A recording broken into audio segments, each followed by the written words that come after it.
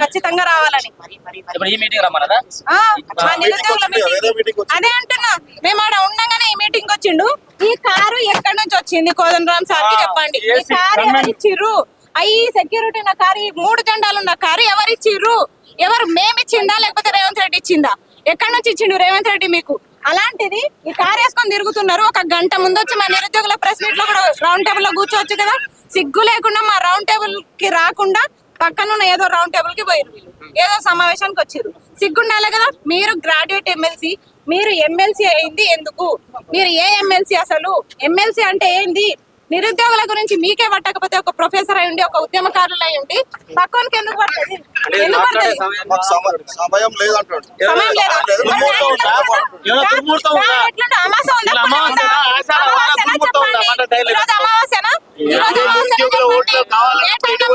చెప్పండి. ఏ రోజు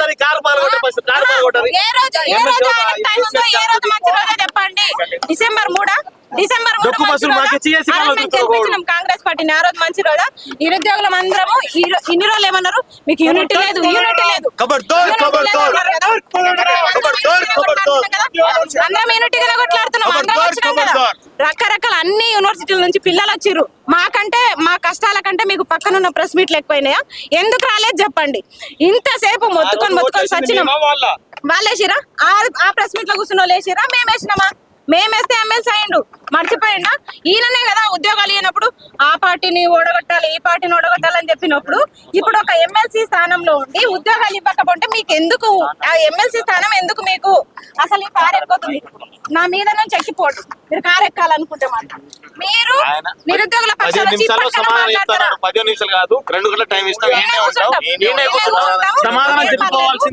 మాకేం పర్లేదు. మాకు అంతో ఎంతో తోడుగా ఉన్నది మీడియా మిత్రులు మాత్రమే. మీరు కెమెరాలు పట్టుకొని ఇట్లా కూర్చోండి. ఆయన ఏం సమాధానం చెప్తాడో చూద్దాము. ఇదే మీడియా పక్షంగా మన కోదండరామ్ సార్ గారు చెప్పారు కదా ప్రొఫెసర్.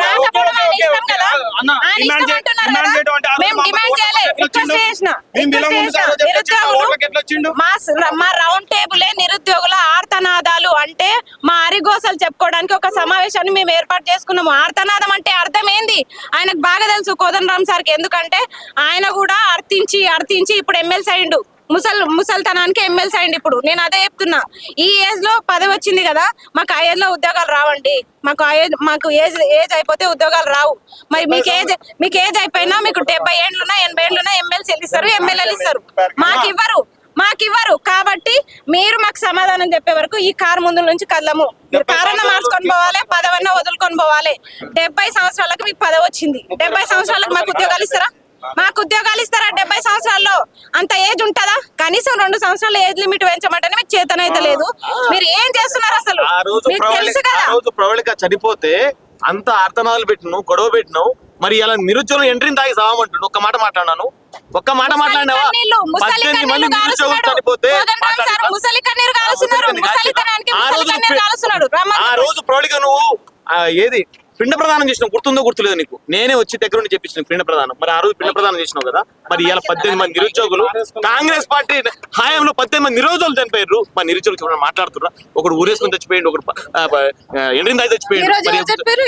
ఈ రోజు కూడా ఉద్యోగం వచ్చినా కూడా కానిస్టేబుల్ ఆత్మహత్య చేసుకున్నాడు. అరాచకం సాగుతుంది అని చెప్పేసి ఒక ఆత్మహత్య చేసుకున్నాడు. అంటే ఒకటే చెప్తున్నాను, నిరుద్యోగులకు ఇలా కోదండరామ్ సార్ గారు సమాధానం చెప్పే బయటికి పోవాలి. లేకపోతే మాత్రం ఈ కారు పగులుతుంది, అత్తాలు పగులుతాయి. మాకేం డొక్కు బస్సులు ఇచ్చేమో మీరు ఇది చేసుకుంటారు. కానీ మీరు మాత్రం ఏసీ కారు తీస్తారు. కాబట్టి ఇలా కారు పోదు.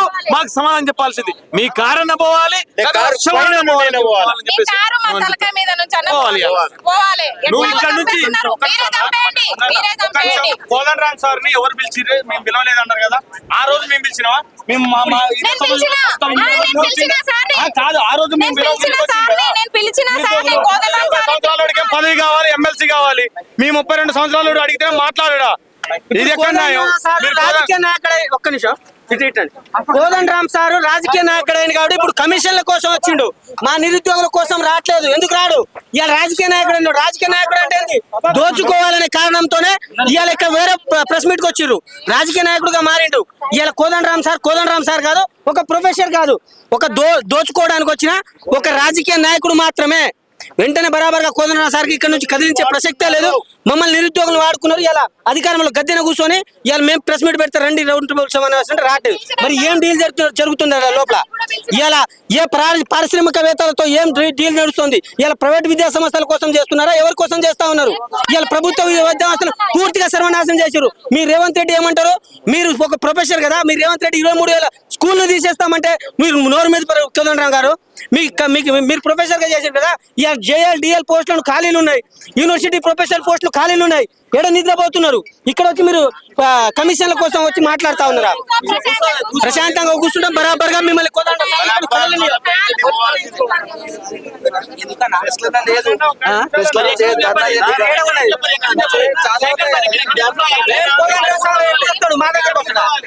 మా దగ్గర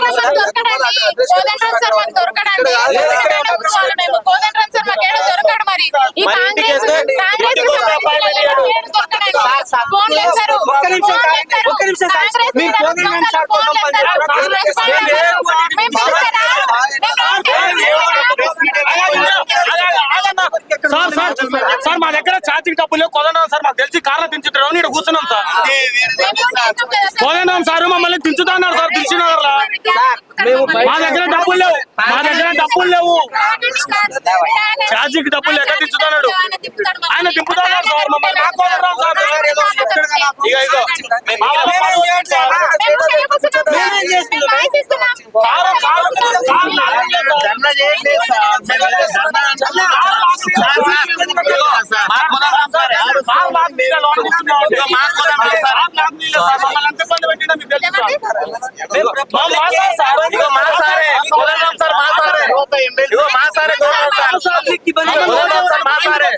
మా వ్యక్తే, మా కాంగ్రెస్ పార్టీ నాయకుడే. మా ఇంటికి వచ్చింది సార్ ఓటేమని. నాకు కూడా అడగలేదు. మేము ఫోటో చూపించి ఇప్పుడు మీడియా అందరికి మా ఇంటికి వచ్చిండు.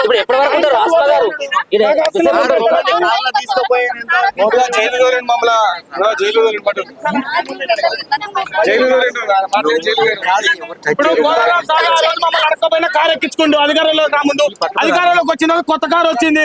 ఆ కారులో మమ్మల్ని దించమంటున్నాం. దించే తప్పే ఉంది. ఆయన ఒక్కడే ఏసీ కార్లో తిరగాల? మేము తిరగొచ్చా? మాకు హక్కు లేదు ఏసీ కార్లో తిరిగాకు. ఎప్పుడు ఈ ఎండలో తిరుక్కుంటా బస్సులలో ఛార్జీలు పెట్టుకుని రాత్రాల మీద తిరగాల? ఒకరోజు కోదండరామ్ సార్ కార్లో కూడా ఎక్కాలనిపిస్తుంది. ఏమవసరం? కోదండరామ్ సార్ కార్లు ఎక్కవ నువ్వు? ఎప్పుడు రాపిడోల మీద ఎక్కాలా మేము? ఎప్పుడు రాపిడో స్విగ్గీలో పనులు ఎక్కాలా? కోదండరామ్ సార్ కారు ఎక్కొచ్చా సార్? ఎప్పుడు ఆయన ఏసీలో ఉండాలా? మేము ఒక్కరోజు ఈ ఎండకు చెమటలో కాచుకుంటూ వచ్చాడు. ఒక్కరోజు ఆ ఏసీ కార్లో పోతే దిగుతాం కదా సార్. తెలిసిన వాళ్ళ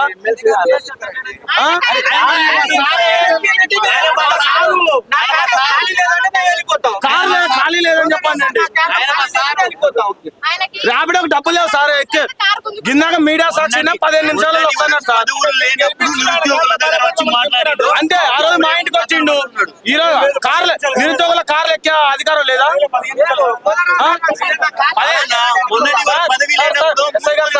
సారే 10 నిమిషాలలో నేను వస్తా ఉండండి అన్నాడు. సార్ కారు ముందు నేడు కార్ లాగదీలే. ఎందుకు సార్ చేస్తారా?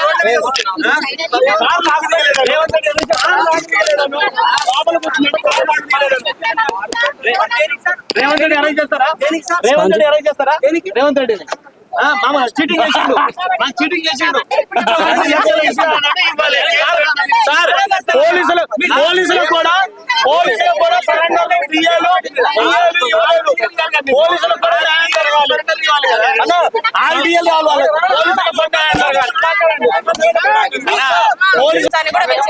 మరి పక్కనే జరుగుతున్న రౌండ్ టేబుల్ సమావేశానికి వచ్చిండు. మరి మా సమావేశానికి ఎందుకు రాలే? అంతే మొహం లేదా? ఒక రౌండ్ టేబుల్ సమావేశం ఎవిడెన్స్ ఉంది. నేను టైం లేదంట. ఇప్పుడు ఎట్లా టైం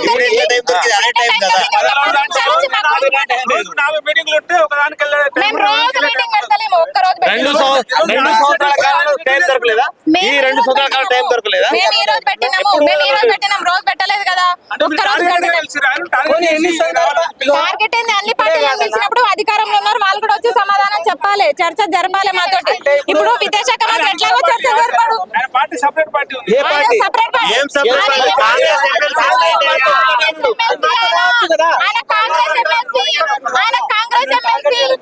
కాంగ్రెస్ ఎమ్మెల్సీ. ఆయన కాంగ్రెస్ ఎమ్మెల్సీ కాబట్టే కాంగ్రెస్ ప్రతినిధులను మేము అడగాలి, ఇన్వైట్ చేసినాము.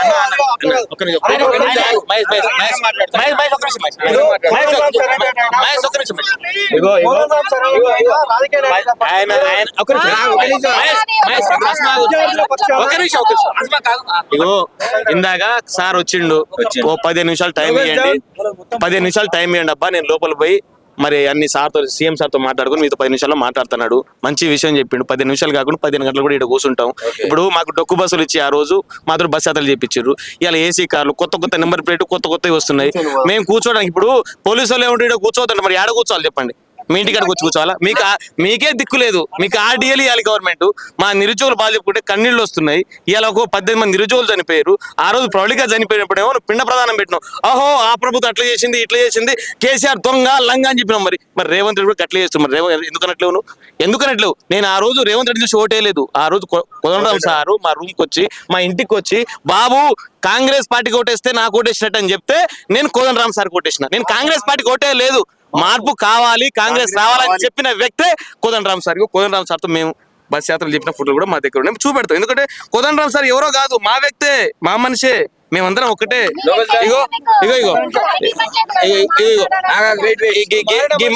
ఈ మనిషి కోదండరాం సరే కదా. ఇది నేనే పక్కకు ఉన్నా. అప్పుడు నేను పక్కకు ఉన్నా. ఎందుకంటే తిరిగి కాంగ్రెస్ పార్టీ కొంచెం తిరిగి పక్కకు ఉన్నప్పుడు ఇప్పుడు కొంచెం లావైన గ్యాస్ ప్రాబ్లం అయ్యి ఈయన కోదండరాం సారే తిండి తినక ఎంత బాధలు. ఈయన పొంగులేడు సీన్ అంటారు, ఈయనను పొంగులేడు సీన్ అని అంటారు. పాపం గుర్తులేదు, మీకు గుర్తులేదు అనుకో. మీకు ఎందుకంటే వాళ్ళకు ఎమ్మెల్యేల కోసం ఓట్ల కోసం వాళ్ళకి అధికారాలు వచ్చినాయి, సీట్లు వచ్చినాయి, పక్క జరిపారు. రేపు ఉద్యోగాలు వేసిన కలెక్టర్ తిరుగుతారు. మీ ఉద్యోగం మీరు చేసుకుంటారు, వాళ్ళు ఎమ్మెల్యే గిరి, వాళ్ళు ఎమ్మెల్సీ గిరి, వాళ్ళు మంత్రి గిరి వాళ్ళు చేసుకుంటారు. మేము ఎమ్మెల్సీలు అడుగుతలేము అన్న. ఇగో ఎమ్మెల్సీలు అడుగుతలేము, ఎమ్మెల్యేలు అడుగుతలేము, ఎమ్మెల్యేలు అడుగుతలేము అన్న. మేము కూడా తెలంగాణలో దాదాపుగా 30 లక్షల మంది నిరుద్యోగులు కూడా ఏ ఎమ్మెల్యే పదవి కావాలి, ఎంపీ పదవులు కావాలి అడగట్లేమే. మీరు దక్కను, హిందూ, అదే విధంగా సాక్షి, ఈనాడు, ఆంధ్రజ్యోతి అన్ని పేపర్లో కూడా మొదటి సంవత్సరంలో 2 లక్షల ఉద్యోగాలు ఇస్తామని హామీ ఇచ్చిర్రే. ఆ హామీ కోసం అదే అడుగుతున్నాం. ఇప్పుడు కూడా కోదండరాం సార్ కారు ముందే ఉన్నాం. ఆ నెంబర్ ప్లేట్ గుర్తు పెట్టుకోండి. ఇప్పుడు మేము ఇక్కడే ఉంటాం. సార్ వచ్చి మా కాన్సెప్ట్ ఎంతో ఈయనే ఉంటాం. అవసరం అయితే నైట్ అంతా ఈయనే కూర్చుంటాం. చేసింది అదే కదా. ఇప్పుడు శాతగానుడు ఏం చేస్తాడు? ఆన్సర్ చెప్పనోడు ఏం చేస్తాడంటే పోలీసు వాళ్ళని పిలిపించి మమ్మల్ని లోపల వేయించి 4 ఎఫ్ఐఆర్ రాపిస్తాడు. అవసరం అయితే పీడీ యాక్ట్ పెట్టిస్తాడు. ఇలా రేవంత్ రెడ్డి మీద 86 కేసులు ఉన్నాయి, నా మీద 4 ఉన్నాయి, ఎస్మ మీద 10 ఉన్నాయి, కుమారన్న మీద 4 ఉన్నాయి. అంటే మమ్మల్ని ఉద్యోగాలు ఇవ్వడం నాయన అంటే మీరు మమ్మల్ని రాజకీయ నాయకులు తయారు చేస్తారు ఎందుకు? మాకు అవసరం లేదు, మాకు ఉద్యోగాలే కావాలి. మీకు యూత్ డిక్లరేషన్ కూడా మేమే ఇచ్చినాం. మీకు శాత కాలేదు, అప్పుడు మేమే ఇవన్నీ రాసి మీకు ఇచ్చినాం. ఎట్లా గెలవాలనే ఉద్దేశం కూడా మేమే చెప్పినాం. ఇలా మా గురించి నెగిటివ్ మాట్లాడే కాంగ్రెస్ పార్టీ నాయకులకు, ఎమ్మెల్యేలకు వీపు విమానమోతం మోగిస్తాం, వీపు చింతపండు కూడా చేస్తాం. ఎందుకంటే మా తల్లిదండ్రుల దగ్గరపై పొర్లు దండాలు పెట్టినాం. అమ్మ, బాబాయ్, పిన్ని, పెదనాన్న ఈ ఒక్కసారి కాంగ్రెస్ పార్టీకి ఓటేయండి. రైతు బీమాకు, రైతు భరోసాకు, రైతు బంధుకు ఆశపడకండి. మా తల్లిదండ్రులకు మీరు ఓటేస్తే మేమే పింఛన్లు ఇస్తామని చెప్పి మా తల్లిదండ్రులతో మాట్లాడి ఓట్లు ఇప్పిస్తే ఆ కర్మకు ఇలా అనుభవిస్తున్నాం. ఏమడుగుతున్నాం? ఎవరికి రావట్లేదు. నేను అడుగుతున్నాను, మాకు కనుక నేను కోదండరాం సార్కి బంపర్ ఆఫర్ ఇస్తున్నానే. కోదండరాం సార్కి బంపర్ ఆఫర్ ఇస్తున్నా. కోదండరాం సార్ కనుక 2 లక్షల ఉద్యోగాలు ఇస్తే విద్యాశాఖ మంత్రి వాళ్ళని చెప్పి నేను దీక్ష కూర్చుంటా. కోదండరాం సార్ కనుక 2 లక్షల ఉద్యోగాలు ఇప్పిస్తే విద్యాశాఖ మంత్రి కావాలని నేనే. ఇలా అమావాస్య అంట దుర్ముహూర్తం ఉందంట, 15 నిమిషాల్లో మంచి ముహూర్తం చూసుకొని వస్తా అని చెప్పిండు. ఎందుకు ఆయన చెప్తాను కదా, ఆయన చాలా పెద్ద మనిషి. ఏ ఆఫీసు కాంగ్రెస్ పార్టీ ఆఫీసా, రేవంత్ రెడ్డి ఆఫీసా, పట్టి విక్రమార్క ఆఫీసా? ఏ ఆఫీస్ రావాలి చెప్పు, నువ్వు ఇంటికి వస్తే మీ ఇంటికి వస్తే ఏమో మమ్మల్ని అరెస్ట్ చేపిస్తారు, అపాయింట్మెంట్లు ఇయ్యరు. లేకపోతే ఆ? ఒక్కరు. ఇద్దరు ముగ్గురు పెడతారు, ఎవరు నా 4 పేరు ఆర్టిస్ట్ పెడతారు, వాళ్ళతో మాట్లాడిపిస్తారు. మీరు ఎందుకు మాట్లాడతలేరు? మీరు ఎందుకు మాట్లాడు కాంగ్రెస్ వాళ్ళు దొరికినప్పుడే బరుకుతారు. అన్న? ఇప్పుడు దొరకరు. కోదండరామ్ సార్ పెద్ద మనిషి కాబట్టి అనట్లేము. వేరే ఎమ్మెల్యే కంటే చిత్త కొట్టు కొట్టేళ్ళం, పెద్ద మనిషికి ఓటు చిత్త కొట్టు కొట్టే వాళ్ళం. ఎందుకు కోదండరామ్ సార్ పెద్ద మనిషి కాబట్టి ఏమనట్లేం, కానీ అదే ఎమ్మెల్యే గారికి ఎంపీ గారు వస్తుంటే కుక్కను కొట్టిన కొట్టేవాడిని, ఎందుకంటే అంత బాధ అనిపిస్తుంది. మీరు రాజ్యాంగబద్ధ పదవిలో ఉన్న వ్యక్తుల గురించి మాట్లాడుతున్నారు, అట్లా మాట్లాడితే మీరు అనవసరంగా ఇబ్బంది మాకు రాజ్యాంగం కల్పించింది. ఆహా, మాకు నిన్న సుప్రీంకోర్టు ఒక మాట చెప్పింది, రాజ్యాంగ పథకంలో శాంతియుతంగా నిరసనలు చేసుకోవచ్చు, ధర్నాలు చేసుకోవచ్చు, సీజే పార్టీకి అనుకూలంగా కూడా మాట్లాడింది సుప్రీంకోర్టు. మేము అదే చేస్తున్నాం. ఇక్కడ శాంతియుత ఏమైనా గొడవ చేస్తున్నామా? సెమినార్ కు అనుమతి తీసుకొని నిరసన చేసేది. సీఎం గారు అపాయింట్మెంట్ ఇయ్యారే.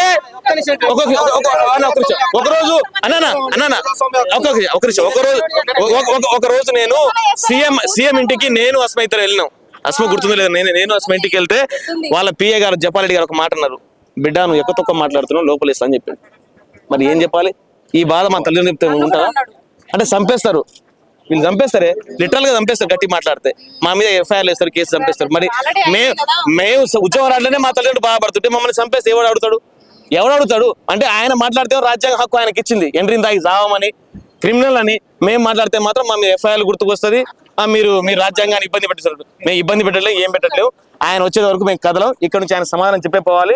లేకపోతే మాత్రం ఈ రాష్ట్రంలో జార్ఖండ్ లో ఏ విధంగా జరుగుతుందో, ఢిల్లీలో ఏ విధంగా జరుగుతుందో, హైదరాబాద్ లో కూడా యావత్ నిరుద్యోగులందరూ కూడా రేపు అందరం కూడా కలిసి అన్ని డిస్టిక్ లో తిరిగి మేము ఈ ఉద్యమాన్ని గట్టిగా చేస్తాం, తీవ్రతరం చేస్తాం.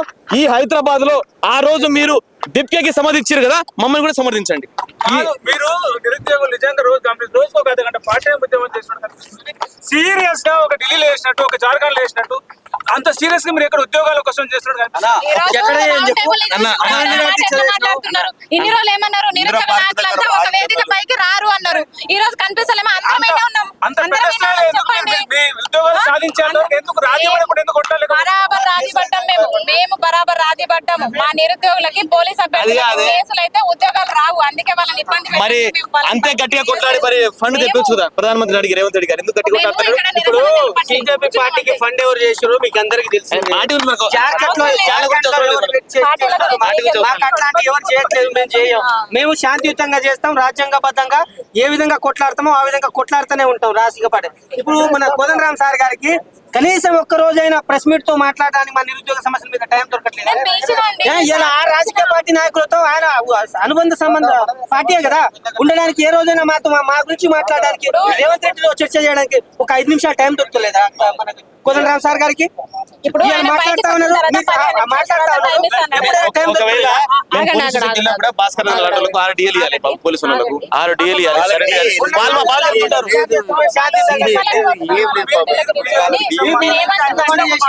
23వ తేదీ నాడు భారీ ఎత్తున కూడా ఉద్యోగస్తులు చేయబోతున్నారు. అది అర్థం చేసుకోండి. నిరసన తెలపట్లే, ఆయన మా మనిషి. ఆయన బయటకు వచ్చినాక 15 నిమిషాలు వెయిట్ చేయమన్నాడు కదా, ఆల్రెడీ 10 నిమిషాలు అయిపోయింది. 5 నిమిషాలు వెయిట్ చేసాము. బయటకు వస్తారు కదా సార్, మేము ఏం పాపం చేసినాము? నేను కూడా రౌండ్ టేబుల్ కి పిలిచినా కదా, మరి మా నిరుద్యోగుల ఆర్తనాదం వినాలే కదా. ఇన్ని రోజులు వినే అవకాశం లేదు కదా. ఇప్పుడు మంచిగా అన్ని పార్టీలను పిలిపించి సామరస్యంగా మేము రౌండ్ టేబుల్ పెడితే మీరు ఎందుకు రాలేదు సార్ అని ఒక కారణం అడుగుతాం. ఆయన ఏం చెప్తాడో మాకు సమాధానం కావాలి. ఏం లేదు, పోలీసు వాళ్ళకు కూడా చెప్తున్నాము, ఊకుకే అరెస్టులు చేసి ఊకుకే సాయంత్రం వరకు కూర్చోబెడితే మాత్రం సహించలేదు. మేము కూడా చదువుకున్నాం, మాకు కూడా రాజ్యాంగం తెలుసు. మేమేం నిరసన తెలపట్లేదు, మాకు కూడా సెన్స్ ఉంది. ఇక కాలు గుంజుతున్నాయి. ఇంతసేపు 2 గంటలు 2.5 గంటలు అక్కడ మాట్లాడినాం, చాలా అరిచినాం, మొత్తుకున్నాము.